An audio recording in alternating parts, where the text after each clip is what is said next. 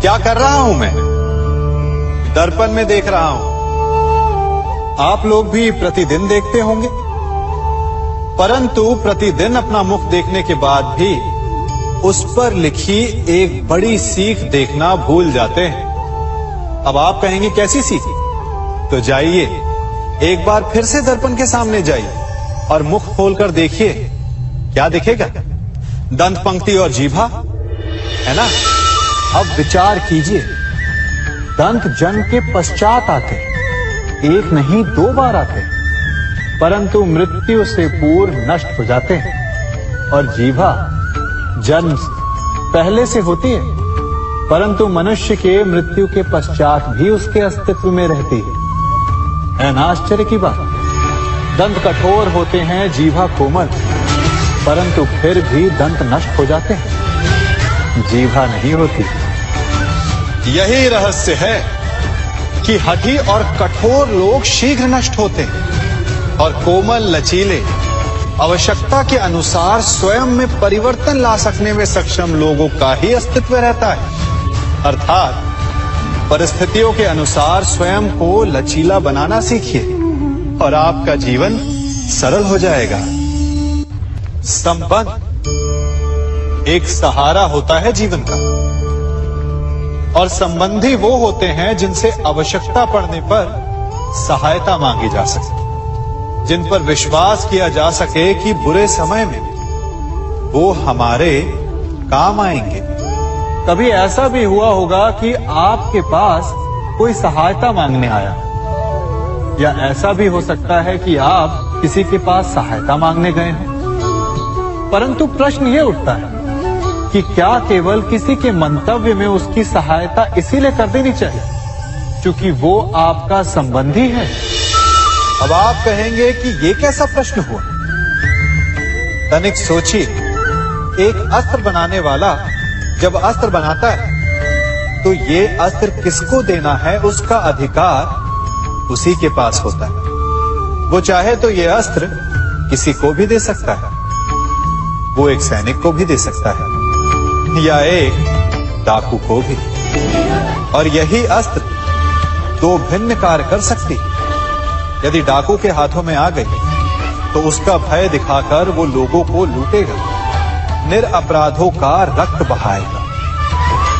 सहायता करने वाले की भी अवस्था ऐसी ही होती है। इसलिए किसी की सहायता करने से पूर्व ये विचार कर लेना आवश्यक है कि किसे क्या, कब और कितनी सहायता देनी चाहिए कि उसका दुरुपयोग ना हो। यदि आपकी सहायता से कोई अधर्म हुआ तो उसके उत्तरदायी आप ही होंगे। जीवन में कई बार ऐसे अवसर आते हैं कि आप लोगों से मिलने जाते हैं और उनसे कुछ आकांक्षाएं भी रखते हैं, और कई बार जीवन में ऐसे अवसर भी आते हैं कि लोग आपसे मिलने आते हैं। इसलिए अतिथियों का सम्मान करने से पूर्व सदा कुछ बातों को स्मरण रखना आवश्यक होता है। यदि कोई आपके पास मिलने आता है तो उसके 3 कारण हो सकते हैं। पहला कारण होता है भाव, दूसरा अभाव और तीसरा प्रभाव। तो जैसा अतिथि उसको वैसा ही सम्मान दे। यदि आपके पास कोई भाव से आए तो उसे केवल आपका प्रेम चाहिए, आपका सानिध्य चाहिए, और यदि कोई अभाव में आया तो उसकी उतनी सहायता अवश्य करें जितना आप करने में सक्षम हो, परंतु इतनी अधिक भी ना करें कि वो उस सहायता का दुरुपयोग कर बैठे।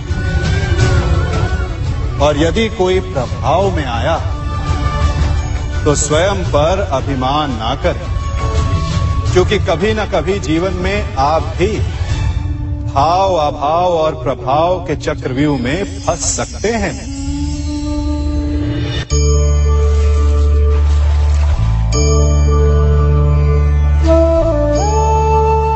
यदि जल को मुट्ठी में कसकर बांधें, तो जल कैसे अपना मार्ग बनाकर निकल जाता है? इसी धारा की भांति यही अवस्था हमारे अपनों के साथ भी होती है। अधिकतर हम जिनसे प्रेम करते हैं, हम सदा उन्हें अपने समीप रखना चाहते हैं, स्वयं से दूर नहीं होने देना चाहते। चिंता करते हैं, भय खाते हैं कि कहीं उनके साथ या उनसे कुछ बुरा घटित ना हो जाए, और ऐसे में हमारे अपने ही हमसे दूर हो जाते हैं, ठीक मुट्ठी में बंधे जल की भांति। इसलिए जिनसे आप प्रेम करते हैं, उन्हें स्वतंत्र कर दीजिए, उनकी सोच को स्वतंत्र बनने दीजिए, उन्हें अपने मार्ग स्वयं ढूंढने दीजिए, क्योंकि आप सदा उनके साथ उन्हें मार्ग दिखाने के लिए नहीं रहने वाले। इसलिए अपनों के साथ अवश्य रहें, परंतु उन्हें बांधे नहीं।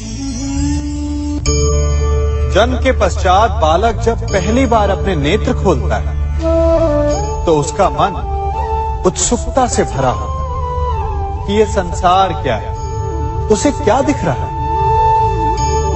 ये उसके जीवन का नया आरंभ होता है। परंतु जैसे हम धीरे धीरे बड़े होने लगते हैं, अनुभव अर्जित करते हैं, हमारे मन की उत्सुकता, हमारे जीवन का चाव होने लगता है।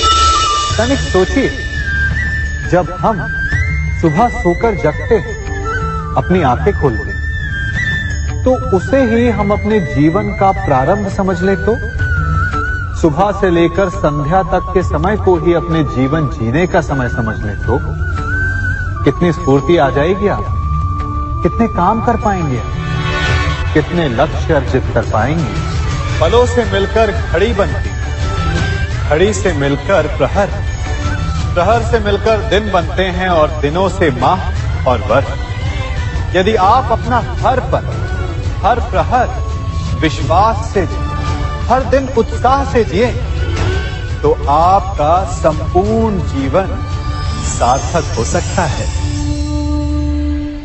मनुष्य अपना जीवन विश्वास पर जीता है, परंतु विश्वास किसका? तनिक सोचिए, किस पर विश्वास है आपको? महापुरुषों की कही बातों पर, ग्रंथों में लिखे ज्ञान पर, माता पिता की सीख पर, या मित्रों के दिए गए निर्देशों पर, या फिर मेरी कही बातों पर? ये सब विश्वास अपूर्ण है जब तक आपको स्वयं पर विश्वास ना हो। यदि विश्वास करना है तो पहले अविश्वास करने के विज्ञान को भी सीखना चाहिए।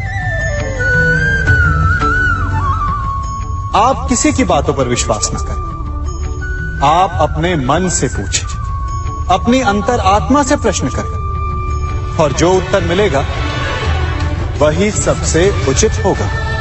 जब आप अपने मन, अपनी अंतरात्मा पर विश्वास करना सीख जाएंगे, तो नीति ज्ञान सब आपके भीतर से स्वतः उमड़ेगा।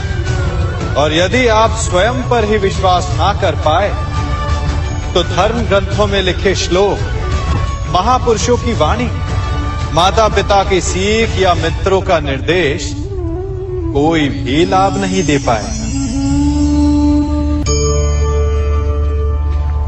एक पिता होने के नाते आप अपनी संतान के लिए क्या करते हैं? उसके लिए बहुत सारी सुविधाएं जुटाते, बहुत सारा धन कमाते है ना?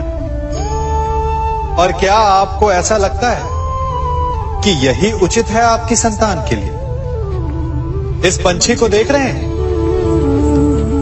ये भी संतान को जन्म देता है, उन्हें पालता है, पोसता है, उड़ना सिखाता है, और भोजन का प्रबंध भी करना सिखाता है। परंतु उनके बड़े हो जाने के बाद उनके लिए अलग से घोंसला नहीं बनाता। क्यों? क्योंकि यदि इसने संतान को सब कुछ करके दे दिया, तो संतान क्या करेगी?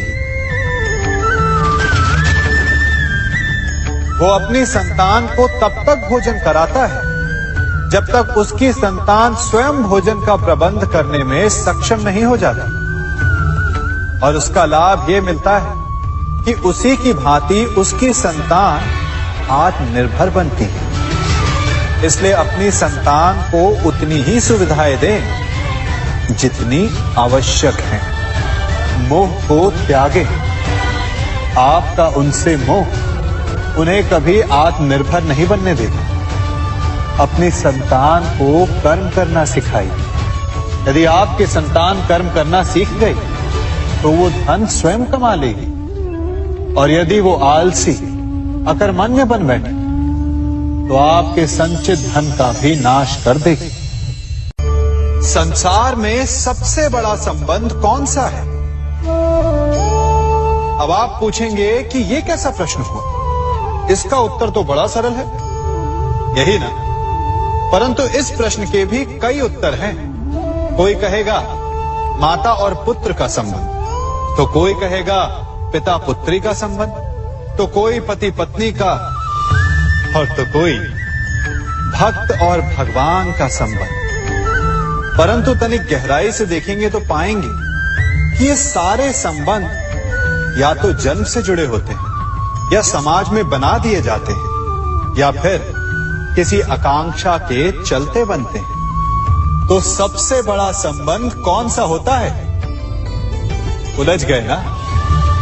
सबसे बड़ा संबंध होता है मित्रता का, क्योंकि मित्र हम स्वयं चुनते हैं, जिसमें ना कोई आकांक्षा होती है, ना ही कोई स्वार्थ छिपा होता है। यदि कुछ होता है तो केवल साथ का आनंद। अपने बीते दिनों को स्मरण कीजिए। जब आप घर से बाहर निकलते होंगे तो सबसे पहले किसका स्मरण होता था? मित्र का। परंतु जैसे जैसे मनुष्य बड़ा होता जाता है, सफल होता जाता है, मित्र छूटते जाते हैं। और फिर वो अपनी आय, अपने जीवन के स्तर के अनुसार मित्रता करने लगता है। उसके मन में ये विचार आ जाता है कि मित्रता बराबरी वालों से ही होनी चाहिए। यही सोच अनुचित है, क्योंकि मित्रता बराबर वालों से नहीं होती, मित्रता हमें बराबर करती है। इसलिए नए मित्र अवश्य बनाइए, परंतु अपने पुराने मित्रों को भूलिएगा मत।